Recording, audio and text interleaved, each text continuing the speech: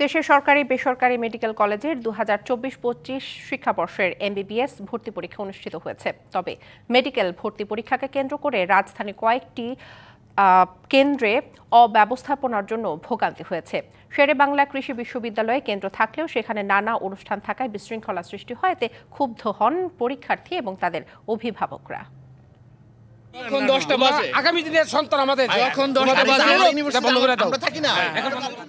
সরকারি ও বেসরকারি মেডিকেল কলেজে 2024-25 শিক্ষাবর্ষের এমবিবিএস ভর্তি পরীক্ষা শুরু হয় সকাল 10টায়। বেলা 11টা পর্যন্ত একযোগে পরীক্ষা হয় 18টি সরকারি মেডিকেল কলেজ ও একটি ডেন্টাল কলেজ সহ মোট 19টি কেন্দ্রের বিভিন্ন স্থানে।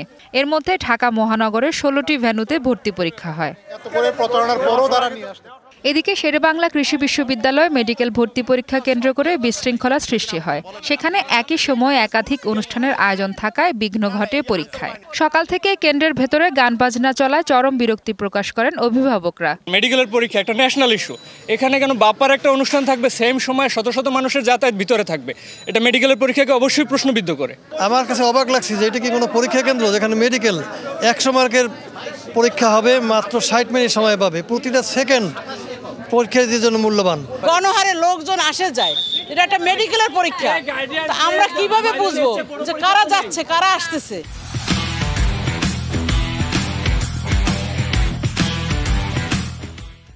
একটা ঘন্টার লেগে অপেক্ষা হইলো না, কত গাড়ির হাজার হাজার মানুষ যাইতেছে আসতেছে। ও বলতেছে এটা আমার কাছ না, ও বলতেছে এটা আমার কাছ না। এই জন্য লোকগুলো এখানে কোনো সিরিয়াল নাই। ভর্তি পরীক্ষার জন্য মেয়েকে নিয়ে এসে কেন্দ্রে অব্যবস্থাপনা দেখে অসন্তোষ প্রকাশ করেন খোদ প্রধান উপদেষ্টার প্রেস সচিব। গত 3-4 মাস পরীক্ষা ইন্টারমিডিয়েট পরীক্ষার পরে থেকে খুব খাটছে, দেখা যাক বাকিটা আল্লাহর উপরে। অ্যাজ এ অভিভাবক হিসাবে আমি বলতে পারি যে এটা হয়তো বা ঠিক হয় নাই।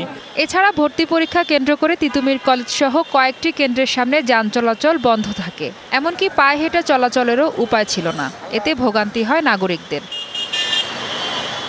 তবে শান্তিপূর্ণভাবে এমবিবিএস ভর্তি পরীক্ষা শেষ হয়েছে।